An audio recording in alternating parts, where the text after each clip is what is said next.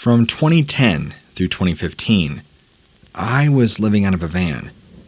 I would travel all over the country, staying in Walmart parking lots, friends' driveways, campsites, oftentimes just down some path in the woods that was wide enough to fit my vehicle.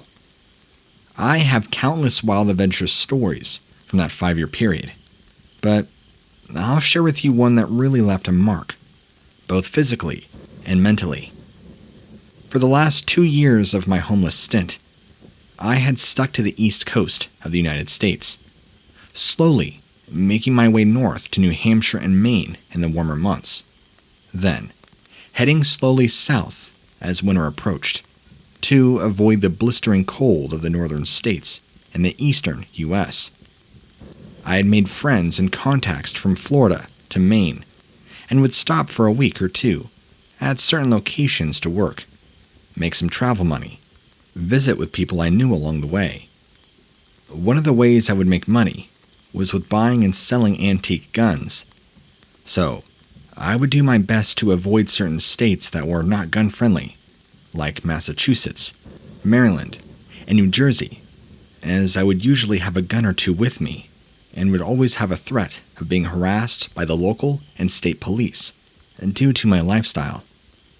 The previous years while heading north, I had decided to save time by breaking my travel rule by passing through New Jersey. I had made friends while camping in the backwoods of New Jersey, people known as Pineys. They call themselves that because they live in a little-known but fairly vast forest in the southern half of the state, known as the Pine Barrens.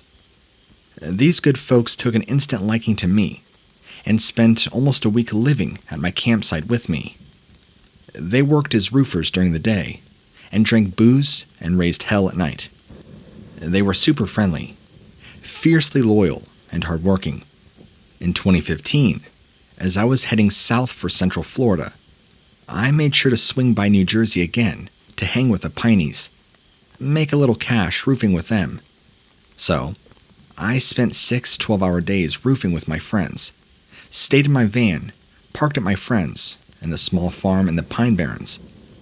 On my 7th day, I decided that after hearing endless tales about the wonders of the Pine Barrens from my piney friends all week, that I needed to go and explore the woods of southern New Jersey for a bit before heading south for the winter. I went online, found a campsite that allowed for vehicle camping, and was perfectly situated on the Mullica River. It even had miles and miles of hiking trails. I kept a rather expensive folding mountain bike in my van, was always looking for a chance to take it out and explore. Due to the very flat land, the Pine Barrens was the perfect place for that. I set up camp and was thrilled on the first night to be able to have a fire and enjoy the cool night air while losing myself in the dance of the flickering flames. I spent the next few days biking around the wilderness, fishing the river, and howling back and forth with the local coyotes at night. On the 4th night, things began getting weird. The coyotes that had kept me company each prior night were nowhere to be found, and I kept hearing a loud whistling every so often in the woods, just around my campsite. Just like a human whistle, except louder. Around midnight, I could hear somebody slowly circling me as I sat at my fire. It sounded just like a human, on 2 feet, trying to be quiet, as they moved through the dead and dry leaves, just out of sight. I began to feel uneasy. Even though it was not allowed in New Jersey, I grabbed my snub-nosed .357 Magnum out of the van and kept it in my jacket pocket.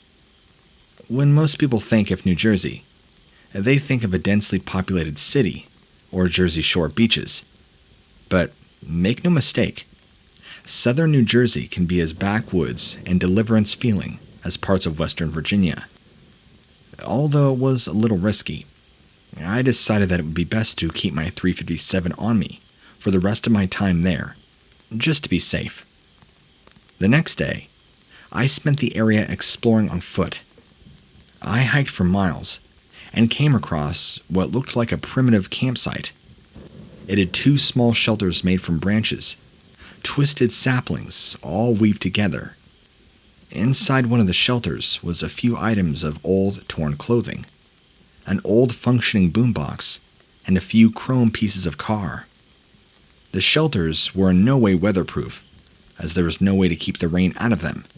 So, I was very confused as to why somebody would go to such elaborate lengths to build them. On the edge of the campsite clearing were multiple trees that had fallen over away from the campsite. 4 medium-sized pine trees fallen in opposite directions from each other, roots sticking out of the sandy soil. That afternoon, after a long day of exploration, I made my way back to my van, had a big meal, and went to sit on a bed of perfect moss along the edge of the Mullica River. I sat there, watched the sunset. The sun was about to dip down behind the trees, and I was sitting there with my headphones on, listening and relaxing to music, waiting for the evening to slowly creep in. I was feeling so alive. Just then, a barnyard-type smell filled the air around me, and I felt the hair on the back of my neck stand straight up. A chill ran down my spine. I began to pivot to my right, look behind me, and the last thing I remember was something smashing into the whole right side of my head and face. Tremendous pain. Then a loud ringing. I was awakened by the stinging of a sharp tree branch scratching across the left side of my face. As I opened my eyes, I saw the ground beneath me moving, and my chin was bouncing off a solid hide with coarse hair as the earth moved below me. The pain in my head was almost unbearable. I fought to stay awake. These few seconds were very confusing. I opened my eyes again, started to look around, and saw 2 huge hairy legs below me, moving in stride. Then, I felt another almost unbearable pain as my ankles were compressed together, grinded against each other, while whatever was carrying me adjusted its grip around them, crushing them together. I realized all of a sudden that somebody was carrying me over their shoulder and moving quickly through the woods. I was in a state of shock. I was also in pain from my head to my feet, but a huge surge of adrenaline hit me, all at once, and now I was wide awake. I was too afraid to start kicking and screaming and draw any attention to myself, so I went into a mental panic as I searched for an option in my head. Then it hit me. I remembered that I had my .357. It was in the small of my back in a leather holster with a snap button closure. My right arm was blocked by the creature head, so I reached behind myself with my left hand, quickly unsnapped the holster strap, struggled to free my gun as it was set up to be drawn by my right hand. Nevertheless, I managed to get it free, brought it in front of myself, thumb-cocked the hammer, put the barrel right onto the hairy back, directly below me, and squeezed the trigger. The gun went off, sending a 158-grain lead-nosed bullet into the right side of my attacker's back at point-blank range. The creature let out a bellowing scream, dropped me right on top of my head.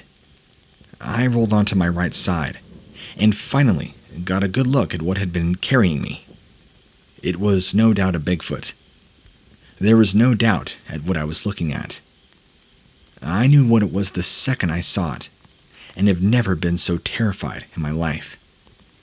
It was facing my direction while reaching its right hand behind itself and clawing at the hole I had put in its back, all while staring at me in disbelief. I still had the gun in my left hand, so I took aim at this monster again. When I pointed the gun, its expression changed from pure pain and disbelief to fear. I shot at it again, somewhere center mass as it was turning to run. It yelped, much like a dog does when it gets hurt, tore off into the brush at an incredible speed. I could hear it crashing through the brush and trees, like a freight train, as it ran off in the distance. I stayed there on my side for a few seconds, with my left hand still pointing the gun and shaking wildly. I then thought to myself, what if it comes back? Instantly, I was overwhelmed with fear. I jumped to my feet, sprinted as fast as I could in the opposite direction that this thing had gone. I ran for only a few hundred yards before I knew where I was. It would seem that the Bigfoot had only gone a short distance before I had woken up. I ran to my campsite, started frantically throwing everything haphazardly into my van. I was sure that this thing was going to come back for revenge at any moment. I checked the cylinder of my 5-shot revolver, quickly replaced the 2 spent shells with fresh rounds, then stomped on the gas and ripped out of there.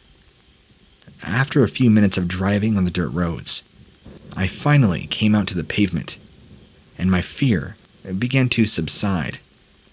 But at the same time, the pain in my head and face spiked to terrible levels, so I headed for the nearest hospital. When I got to the ER, I did not even consider what I was going to tell them happened to me. I looked like I was hit by a Mack truck. Felt like it too. I decided to tell them that I was attacked by somebody in the woods. This was a bad idea. They had had a police officer there within a few minutes to take a report. He could tell I was not telling the truth, and kept pressing me to say what really happened. I stuck to my story, and he eventually left. Turns out I had suffered a bad concussion, as well as a torn eardrum in my right ear. The next day, my face swelled up so badly that my right eye was swollen shut, and my jaw hurt so badly that I couldn't even chew solid food for almost a week. I think that Bigfoot had smacked me hard with his open hand upside my head, but I can't be sure. Needless to say, I never went camping in the Pine Barrens after that. I called my friends from that area, told them what had happened to me, and they confirmed that every so often, someone will encounter a Bigfoot creature like that in the woods, here, around where they live. Never again for me.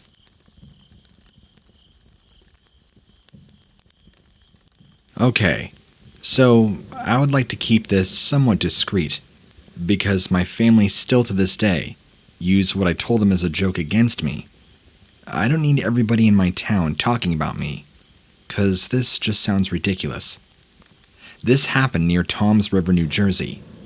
Me and my buddy were on our way to a job in Browns Mills, and were traveling down Route 70, which is known as the Pine Barrens. It was somewhere between 6 and 7 in the morning. About 7 deer came shooting out from the right side, going left across Route 70. I did not slam on brakes, because it was like 50 feet in front of us, but I stopped pretty fast, and I kid you not, there was a big hairy gray and brown thing that came running right up to about 3 feet from the pavement. It stopped and turned around and ran the other way, back into the woods.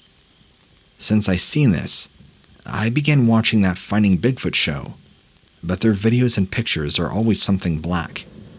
This thing was light gray and brown, and it was huge. I mean huge, like 8 foot tall.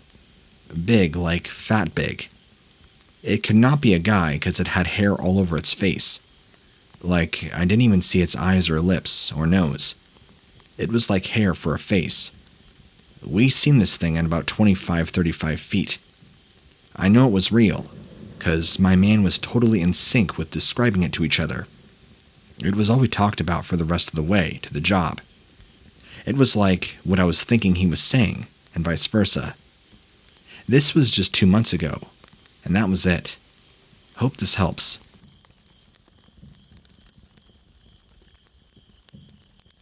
I was a Boy Scout in the early 1970s on a camping trip.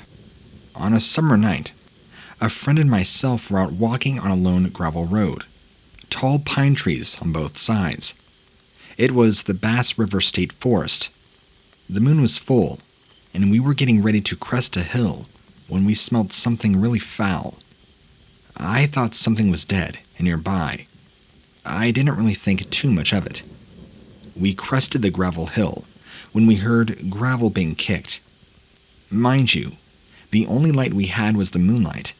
When we heard this, we stopped, and I was a little scared because I thought it might be some guy in the woods, scoping us out. We were frozen for a few moments, as to not make any noise. Then, we both saw a silhouette of a very large thing. Whatever it was, we were able to make out that it was like a giant hairball running across the road. We were pretty scared at this point, looked at each other, and said, "Let's get out of here." My guess is that it was at least 7 feet tall, with a very heavy stride. We both took off back to camp. When we got back, we told our scoutmaster, and all he did was laugh and say, "Yeah, sure, now get back to bed." I kind of avoided it out of my mind for years, always believing that something was there, and I just kept it to myself. Then I found the BFRO, and reading lots of stories on this area. I'm 37 now, and to this day, I still think about that night, and wonder to myself, was I dreaming that night or not? I don't think I was.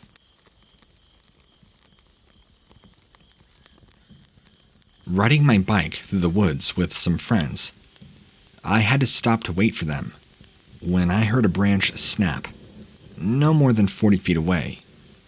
It looked right at me with large black eyes. It was roughly 8 to 9 feet. I got a good look too. I'll never forget. He was proportioned the same way a human being would. It was scary, with blackish brown rust-colored hair. The hairs on his arm were roughly 3 to 4 inches long. His forearm was about the size around as my leg, about 20 inches around. His strides were long, say 10 feet per step. He must have been watching me for something, because I stopped, already a minute, when I heard a branch snap. I glanced over. I was shocked, tried to figure out what I was looking at. He just stared. No noise, no motions, no gestures, no nothing. Very frightening, because you don't know what he is capable of. It was as if he was thinking of coming towards me. He was very close. I froze like a rock. I turned my head to see what my friends were doing, then turned back to look at him. He was still there.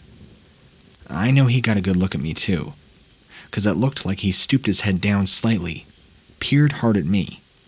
Then, he turned, raised his arms to gain his balance, and stepped into the woods.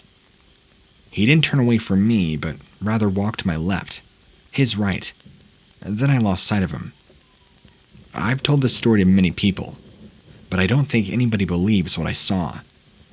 I guess I didn't believe it either, until I saw one with my very own eyes.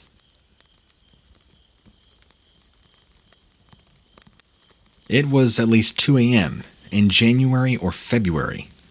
The temperature was in the low teens. I was dropping off a friend at his home, the back of which was separated from the highway, Route 72, by roughly 200 yards of woods and a dirt road. There are no homes or street lights on this part of Route 72. The east side is completely untouched woods, for miles, that goes into Burlington County. This area was the end of a development that had never been finished. Work stopped in the late 1970s as a part of the Pinelands Preservation Act. There was a dirt road, about 30 yards behind the house, which connected to the east into a grid of unfinished, unpaved roads. At that time, his house was the last house on that road, completely surrounded by woods. We were talking beside the car, under the streetlight, for at least 20 minutes, when we both heard a woman screaming. It sounded like it was coming from the unpaved road behind his house. We both thought somebody was in trouble, so we ran inside his house, grabbed a flashlight, knife, and a hatchet. We ran into a trail along the right side of the house, southeast, which led out to the dirt road. We could hear the screams getting louder and more to our right, into the woods. We were only about 40 paces into the woods when I began feeling very uneasy, and I began to realize that this wasn't a woman screaming. I could hear it now to my right, more like a loud whistling now, not ahead in the dirt road like I had thought, about 15 yards away. We both stopped and listened for a few moments.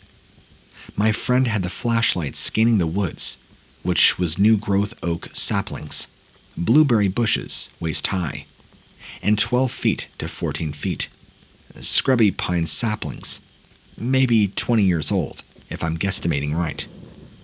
I could hear it heaving as it breathed in, exhaled out, with a very loud, high-pitched whistling. We could not see anything, but it was very close to our right, as we faced southeast, within 10 yards. My friend immediately turned toward me and said, "That ain't no girl screaming," quickly moved past me, back toward the house. I was standing still, listening. It was still screaming right at us. At this point, I knew it was not a girl at all. More like a loud whistling is how I would best describe it. There was no other screams that night. There was no movement at all. No sound of struggle. I thought that it might be a wounded animal, like a deer or something. It was so loud, and the deep breathing noises were from a much bigger animal than a fox. In fact, I could distinctly hear it breathing in and out rapidly to make this screaming noise. I remember thinking that it's dangerous to be this close to a large, wounded animal. It was not anything like I had ever heard in my life. I turned and headed back, looking and listening. It was still screaming, but did not follow. We instantly called the police and reported it. Within 15 minutes, we went back outside. Now the screams were further toward the southeast, very faint now. It had definitely moved off quickly. The screams faded totally within 10 minutes' time. We listened for at least another 45, but it was gone. I don't know what the police would have done after we'd called. I always just thought it was a wounded animal of some kind, but I guess I'm wrong. After reading the accounts posted, especially those from Ocean and Burlington counties, I knew that I also had a similar story. I had heard similar stories of a woman screaming in the woods in Manahawkin from relatives who'd lived in the area since the early 1930s. They said it was accompanied by an awful smell and would come around at night during extremely hot or extremely cold seasons. They always expressed concerns that hunters would come and hurt or kill it, so it was a best-kept secret. I never believed them until I heard it for myself.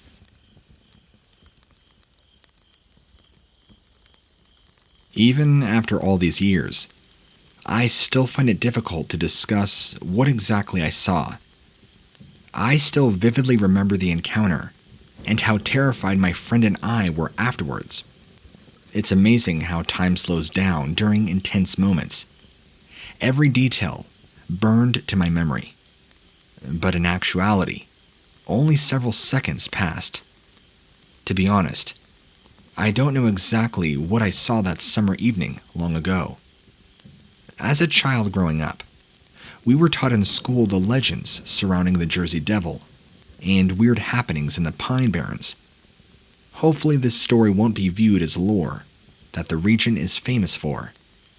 The only thing I can say for sure is it really did happen, and I will do my best to portray the event as I remember it.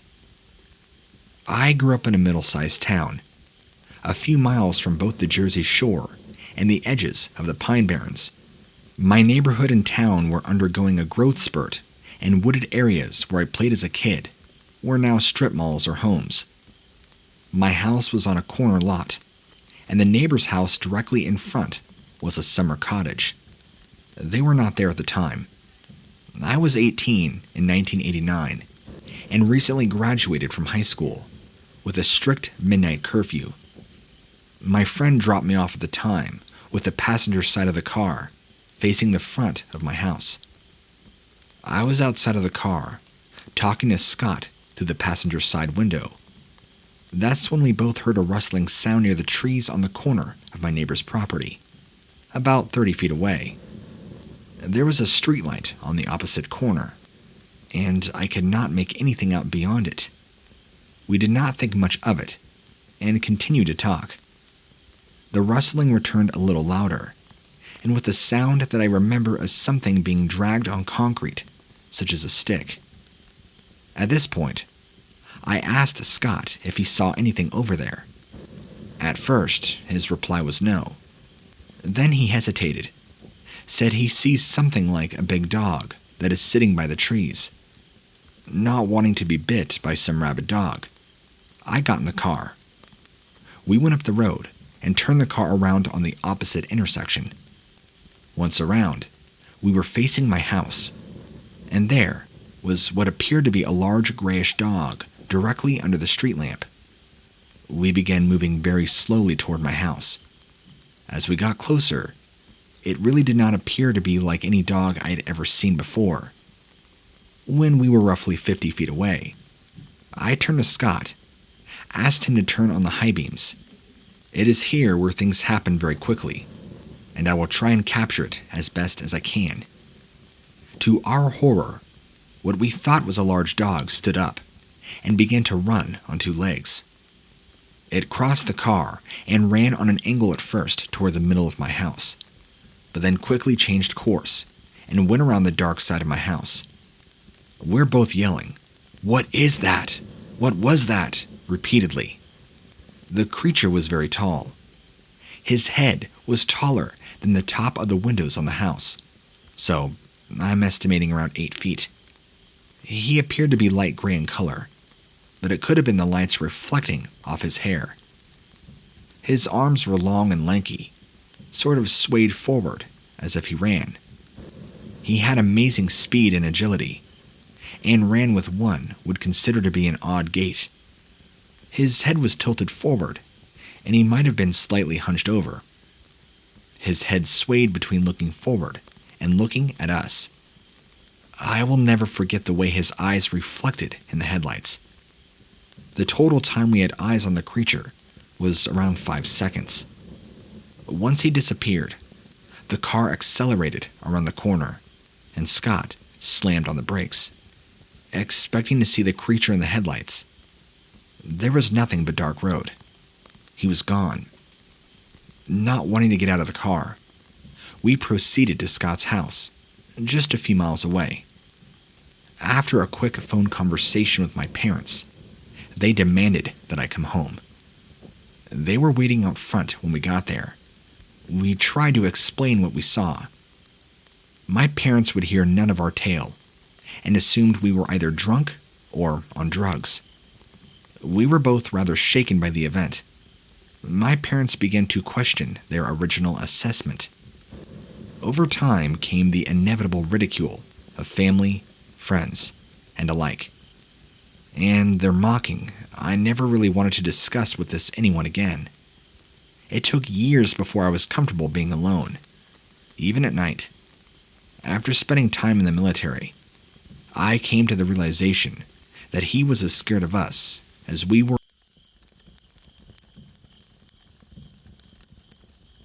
Hi, what lurks beneath? I've been a long-time listener. Big fan of your channel. Always have been since I started listening. I don't have any personal experiences with this cryptid, but my family, being primarily in Louisiana and all around New Orleans, they have a bunch of experiences with the Honey Island swamp monster. I thought I would share several stories with you from my own family, from my brother, my father, my grandfather, even from my mom and uncle, all having their own experiences. Even though the first reported sighting was around 1963, my grandfather has seen something like this in the swamps even before then, when he was out hunting, tracking, and exploring. My grandfather's story being probably one of the most vivid. Back in the early 60s or mid-60s, before the 1963 story was first reported, or at least came out to the public, He was fishing in the swamps on a very small boat. He didn't really tell me the details of the boat's size or where he was at, just that he was in the swamps outside New Orleans when he was attacked by this 8 to 9 foot tall, hairy reptilian-looking beast. He described it as being covered in dark brown matted hair, a horrific monkey lizard face, and large claws on a 3-webbed fingered hand. He claims that had it been just an inch closer, it would have gashed him wide open and actually tore his boat in half. He made it on a shore and ran for his life to the nearest road, where a man just so happened to be driving by was able to pick him up and drive him off to safety. He described it as coming from out of nowhere, underneath the water, and as soon as it rose up, it was far taller than his boat and was far uglier than anything he's ever seen. When I asked him to describe the face more, he didn't really say much, but that it kind of looked like a mix between an ape and a lizard, having a smashed up face, or so he says, with kind of yellow reptilian eyes with black slits, and 2 little cutout holes like nostrils. He didn't see any teeth that he could see, but said when it swooped his hand down, it nearly got him. I don't know if you've ever noticed this, but a lot of the people from his generation, who grew up in the 40s and 50s, are pretty hardy individuals, my grandfather included. But this encounter left him shaken, terrified. He didn't end up going back into the swamps for many years after that. I think it would be almost nearly 10 years before he would even return. This also happened after my grandfather's previous experience, which I just told you about. My dad was playing with his friends out in a bayou when him and all of his friends saw this tall thing climb upon the shore on the opposite bank. The sight alone sent them all screaming, running off in opposite directions. Even my own father, he described it as being this tall, bulky man, covered in thick, nasty swamp hair, with large claws dangling from its hands and feet, climbing up out of the water. Obviously, he didn't see a face, because this thing's back was towards them, but said once it fully emerged onto shore, it went off into the dense swamp, like it was nothing, even though the swampland around there was pretty hard and thick, tough to get through. But this thing didn't seem to have any issues. Another one was when my mom was about 17 years old, still in high school, and snuck a few cigarettes from her parents. Because she was driving her dad's car, she didn't want to get caught smoking cigarettes in the vehicle. So, on her way home from her friend's house, she pulled over to the side of a road, got out of the car, and smoked, so that way there would be no residual smells in the vehicle. About halfway through the cigarette, she claims that this big, hairy man came out of the trees and tried to grab her. Scaring her almost half to death, she threw the cigarette down, got in the car, and spun away before this thing could reach through the window and grab her, as it tried to do. Her descriptions were very similar to my grandfather.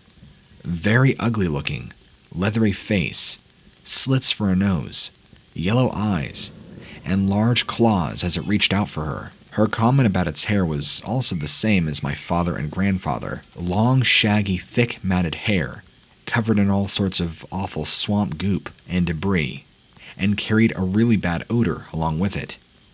She also claims to have smelled a really strong, bad odor while she was smoking her cigarette before this thing ever appeared, and just chalked it up to be the swamps around her. My uncle's experience also happened during the nighttime, except for him, it was early morning, and out of everybody's was the more recent, happening in 1979. He was on his way to work, around 4 in the morning, when he came around a bend in the road and saw this large, what he said, pile of hair lying in the middle of the road. Thinking it was a dead animal, he stopped, got ready to get out of his car, and maybe move it, since it was lying right in the middle of the road. But as he began to slow down, this thing jolted up and shot upwards, and my uncle was shocked and terrified, realizing this was not a dead animal, but in fact a 9-foot-tall hairy man with a really ugly face and long black claws. Once it shot up, it scurried off the road into the thick swamp, never to be seen again by him or the rest of my family, His recounting of details is probably the least out of everybody else's, since he only saw glimpses of it, and it all happened so fast. Once my parents ended up finding each other, they got together, got married, and moved up here to Northern California, where they had me. Although we've all gone back to visit my family since then, I have never purposely put myself out there in the thick swamps or bayous to try and see anything myself. There are many people that live in the city and the local area that have no encounters with this thing, who don't even believe. And well, I would tell you that you need to go out looking, because he's certainly there. Even though I haven't seen him myself, I understand that that's his territory, and that it's probably not wise for myself to go out there, putting myself in harm's way like that. If you ever decide to visit the area, take interest in all the local sights, food, and amazing culture the city has to offer. But if you decide to venture out in the swamplands or even the bayous, just be careful. Watch over your shoulder, because you never know when this thing might be lurking around the area.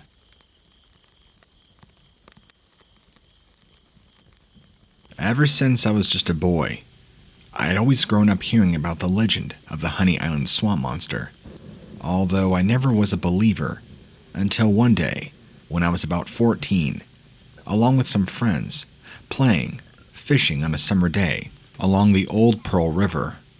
It was a beautiful hot day out, and my friends and I were jumping in to cool off. The entire time we were there, we could smell this awful stench, and we're used to the marshes and the smell that comes with it. But this was something else entirely. Like you took that smell, added in rotting meat, skunk, and sulfur, and took it up to level 10, and it lingered really badly. We thought it to be a dead animal rotting nearby, somewhere, so we ignored it for the most part. We were probably there for another hour before things around us began to get silent. My friend's the one who noticed it, and told all of us to be quiet and to listen. It was so quiet that you could hear the faintest sound. It certainly made all of our hairs stand on end, and we were all a little bit uneasy. But, being 14 and 15, we weren't about to allow that to ruin our fun. So we just ignored it, kept playing in the river, and doing what 14 and 15-year-olds do. When, out of the corner of my eye, I see this large figure emerge from the trees in the thicket to my left. We all screamed as we saw it. It came toward us, very quickly, picking up the pace. I had never seen Bigfoot before, but that's what this thing looked like. Incredibly hairy. I couldn't really see the face very well. It was obscured by a lot of hair and other debris that was all over its body. But I'll never forget the long claws that drug from its body, from its incredibly large hands. My two friends dove out of the river onto the shoreline and began running as fast as they could into the forest, even though our bikes and where we came from was the complete opposite direction. This thing continued toward us, when I finally turned around as it became more and more near, and ran off in the direction that we came from, half panicking that this thing was after us, and half panicking that, oh great, now my friends are now lost in the woods, alone with whatever this thing was. After grabbing my bike and going a little bit out of view, I stopped and thought to myself, I gotta go back and rescue my friends. So I turned around on my bike and drove back, which was only about 30 seconds away, till the river came back in view. This thing wasn't anywhere near around, and I didn't fully realize at the time that that was indeed the Honey Island swamp monster. So, I jumped out, swam across the river, jumped up on the other side, and began shouting for my friends, telling them, come on, we got to get out of here. Luckily, they didn't go very far into the woods, only a little bit, as to hide from whatever that thing was. We all regrouped very quickly, jumped over and ran to the other side, got our bikes and fled out of there, not even taking a moment to discuss what it was that came after us, or what it could have been. I don't think any of us really cared, just that we wanted to get out of there now, and we had no desire to go back to that spot. It's sad. That was one of our favorite swimming spots. Had been for years, but after that day, I'm pretty sure that we all became believers very quickly, and that legend soon turned into a reality for all of us. Now, fast forward to the following summer. All of us were still pretty sketched out to go back to that spot. Being teenage boys, there was still no talk about it being the Honey Island swamp monster. I think we realized what it was. It's just nobody wanted to bring that name up. I think we were so scared to put truth to the reality that that's what it really was. I believed. I'm sure they did too.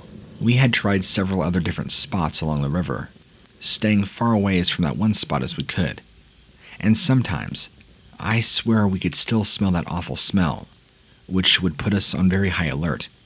But we never did see or have an experience like we did that one day in July.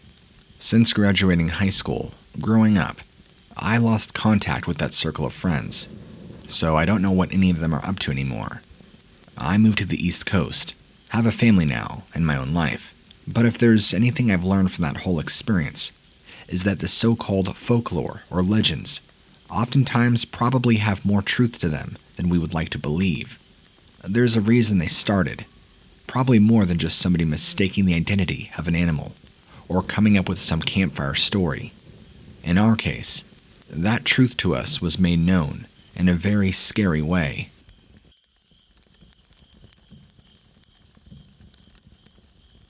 I spoke with this witness on January 8th, 2006, for more than 40 minutes. This man and his wife were returning from a trip from Florence, Alabama. They were watching the sun set as they drove along the Trace Parkway in a generally southwestern direction. They had just crossed the Mississippi-Alabama state line and had traveled approximately 3 to 4 miles into Mississippi as they approached mile marker 307. The witness said that he saw what initially appeared to be a person jogging along the right side of the road in a southwestern direction. He emphasized that it's fairly common to see joggers along the trace, so he didn't think too much about it at first glance. The witness said that when approaching that mile marker, the road is hilly and there's a slight downhill incline at that point. At the bottom of the hill, the road curves to the right when traveling southwest on the trace. There was a vehicle approaching in the opposite direction and was just entering the witness's field of vision as he topped the hill just prior to mile marker 307. The vehicle traveling in the opposite direction had also just topped the hill as well. As both vehicles came into view of each other on tops of their respective hills, the animal appeared to panic. Both cars traveled down their hills, around the curve, and past each other. The witness slowed to nearly a stop, while the other car appeared to pass by without slowing at all. The animal was initially traveling at a normal speed for a jogger when he first noticed it, but then it suddenly began moving quickly and appeared to be running at about the speed a deer would sprint as both vehicles entered the curve. As it crossed the road from right to left, it lost its balance and tipped, nearly falling down. After catching its balance, it bounded off into the woods. It had its back towards the him until it turned across the road.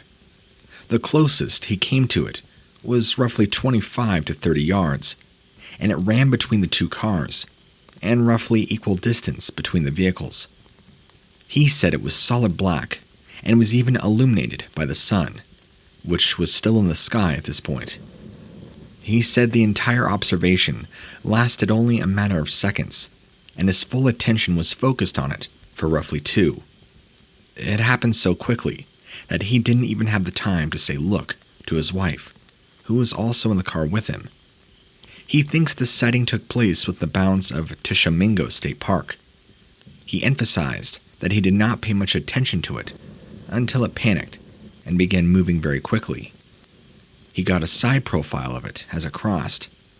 He said its head did not look human and appeared to be a little raised in the back and appeared to slope towards the front. He described it as very stocky with a muscular build.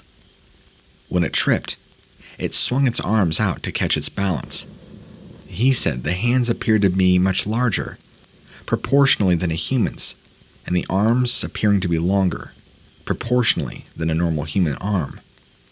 While the animal was running along the highway, the arms were up like a human, just like they would be when jogging. The surrounding terrain is steep hills and large boulders. Bear Creek even runs through here. An area adjacent to this location is called the Freedom Hills. It's called that because it was a favored hiding area for escaped slaves prior to the Civil War. It's very possible a large wild beast might be roaming through this area that resembles that of what they call a Bigfoot.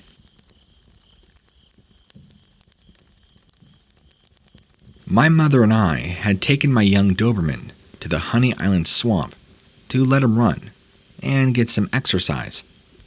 We had driven to the end of the road where the bridge had collapsed and you could not go any further back by car.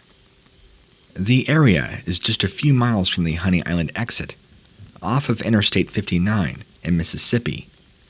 The road was built up, about 8 feet from the ground, since it flooded back there. The area around the road was swampy, having lots of trees. The ground was covered in leaves, since it was fall. We had been there about 10 minutes, and my dog had pretty much been staying on the road as he ran around. I went to get something out of the car, and when I began walking back to where my mother was on the road, she was looking out into the wooded area at something. She pointed out what appeared to be something dark beside a large cypress tree. We could not make out a head, but it appeared to be gray and black, covered in fur, and was actually a torso. Whatever we were looking at was large. It stood above some bushes, and the top part was behind the branches of the tree. It had to have been well over 6 feet tall, since the bushes were at least 3 feet tall. It definitely was not another tree, because the texture was so different, and the big tree next to it looked different. It was approximately 1 p.m. The sun was bright. The light was dappled through the tree cover, but we could see that it was shining off of what appeared to be hair, or something with a wiry, hairy texture. It even seemed to shift back and forth, as if you were to shift your weight from one leg to another. If I had to guess, it was probably 50 to 75 feet away from us. We could not get a real good look at it. We did not hear or smell anything, and my dog did not seem to notice anything out of the ordinary. After looking at it for at least 2 to 3 minutes, we got very uncomfortable. We decided that we would drive a mile or so up past one of the bridges on the way back to the interstate. We put my dog in the car and drove at least a mile up the road before we stopped again to let my dog back out. We had been there approximately 5 minutes when we heard footsteps in the woods. We could hear them getting closer. This time, my dog picked up on the sound and became alert. We could hear it. We could hear it stop, then move forward a few steps a couple of times. We couldn't see anything, but my dog was definitely trying to figure out what he was hearing. We got a little scared, so we loaded up again. This time, drove up to where there were some nature trails and a shooting range, probably at least 2 miles up the road. We got out of the car again, and were not there for 2 minutes when we heard what sounded like something running through the woods toward us. At that point, my dog got so terrified that he ran back to the car and hit the closed door, just trying to get back in.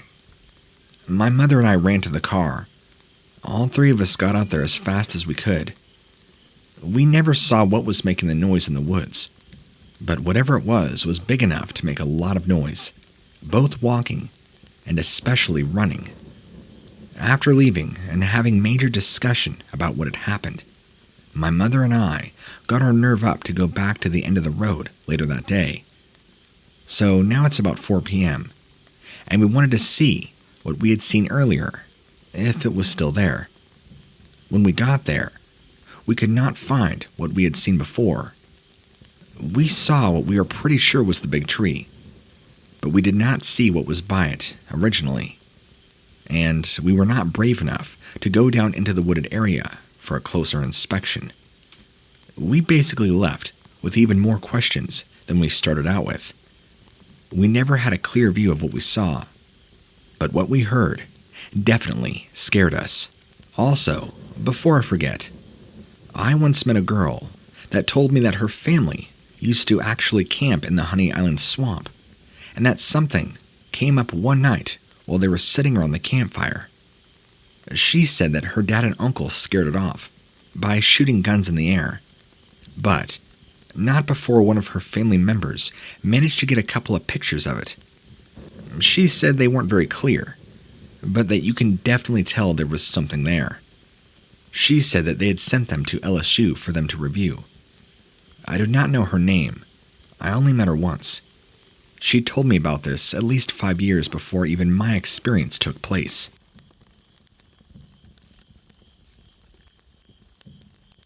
I had went and hung a stand on a tree the day before hunting deer in an area north of Sardis Lake on public land. I knew I was the only person in there because the trails hadn't been used for some time.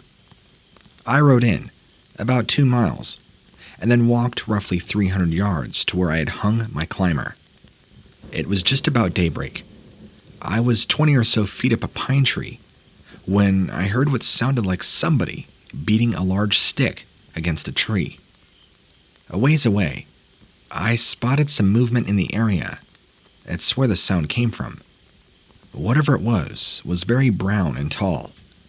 My first thinking was it was a bear. So, using my binoculars, it was about 200 yards from me and dawn. So I pulled up my rifle to look through the scope, hoping I could see it better. It wasn't a bear. It did not have ears on top of its head, and its face was flat. It was at least 8 feet tall, and stood just like a man. I noticed the skin was a grayish green, and the hair was thin. It was so startled, I stood up. It turned toward my direction, and knew I was there. It leaned its head back as if it were smelling the air, then took off. It moved 40 or so yards in a few seconds and was gone. I was shaking badly, climbed straight down. I could not believe what I had seen, so I started walking in the direction that I had seen it. I walked over to a hill where it had slid and left a track. It was human-looking, the foot track. This scared me because I was trying to tell myself it was just a bear. Then, a sound came from the woods that sounded just like a whoop. I hurried back, got my stand, and left those woods. That has been 6 years ago now. Every time I told anybody my story, they made fun of me. So I've been reserved about letting anybody know. But recently, a friend of mine had an encounter he does not want to let anybody know about. He thinks people will think he's crazy. So I found the BFRO, and amazed by how many people have seen the same things I have.